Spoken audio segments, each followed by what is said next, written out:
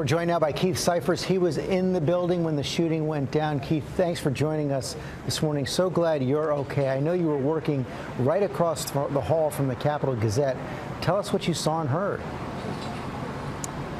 Yes, thank you, George.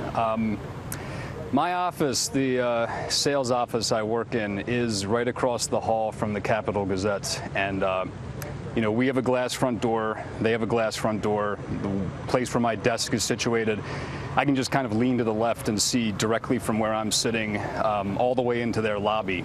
And I was on the phone with a client when I heard this noise, this incredibly loud noise. So loud that I knew something was wrong. Like I thought an maybe explosion? Something had... Like an explosion, yeah. I mean, it was more than a noise. I could feel it in my chest. And so I leaned out from my desk, as I, often do, to look out into the hall and into the Capital Gazette office, and the door was gone. Their door was gone. It had been shattered. It was in a million pieces on the ground in the hallway, and there was a man. There was a man who was holding a shotgun, a black shotgun, and he had it up. He had it braced against his chest, and he was moving through the lobby. He was moving through the lobby of the Capital Gazette office, pointing the shotgun deeper into the office. Did it seem like he was targeting specific people? I don't know. It's impossible for me to say if he was targeting specific people, but he absolutely looked like he was targeting things inside the office. His gun was up.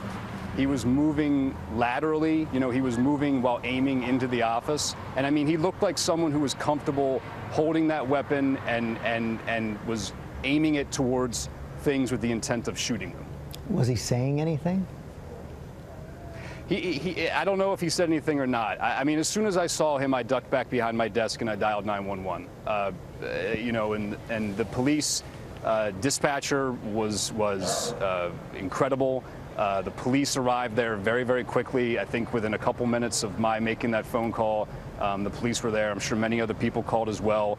I heard some indistinct yelling coming from their office while I was on the phone with the police officer.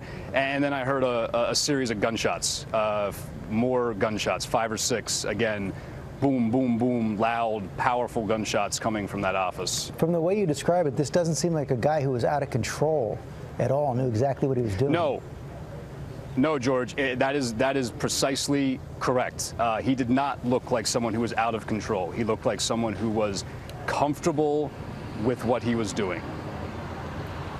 I can't imagine what was going through your mind as you watched all this go down. Well, I mean, it was terrifying, right? It was absolutely terrifying. It was something that, of course, I had never thought in a million years it would happen to me. I think, like a lot of people, I'd become kind of numb to gun violence in this country. It just seems to happen over and over and over again.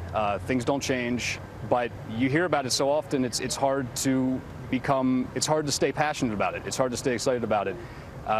When it happened to me, I could hardly believe it. It was as if it was happening to somebody else, or I was outside of myself while it was happening. Keith, thank you for time this morning. Glad you're okay. Thank you, George. Well, it's so chilling to hear him describe a killer so comfortable with what he was doing. And the way he said how you become numb, and I think that's what a lot of people are feeling, but you can't. You cannot become numb to this. It's not the new normal. Their determination to publish that newspaper today speaks to their dedication to that community that they serve, and it is really remarkable to see them out this morning with that print. Hi everyone, George Stephanopoulos here. Thanks for checking out the ABC News YouTube channel. If you'd like to get more videos, show highlights, and watch live event coverage, click on the right over here to subscribe to our channel, and don't forget to download the ABC News app for breaking news alerts. Thanks for watching.